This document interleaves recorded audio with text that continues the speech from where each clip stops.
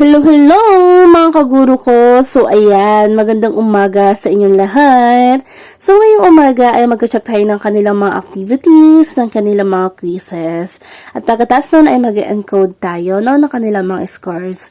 Siyempre bago tayo mag-encode at mag-check ay kailangan ayusin muna natin ng ating sarili. Kailangan kahit nasa bahay lang tayo ay siyempre maganda pa rin tayo, no? Ayan, for the ganda-gandahan na naman ang Ma'am Ana rin nyo dyan. O, sino ka dyan? O, diba? Pak. Ayan, pagkatapos ko ayusin ang aking sarili, ay nagbasa na rin ako ng kanilang mga essay. Nag-check na rin ako ng kanilang mga quiz.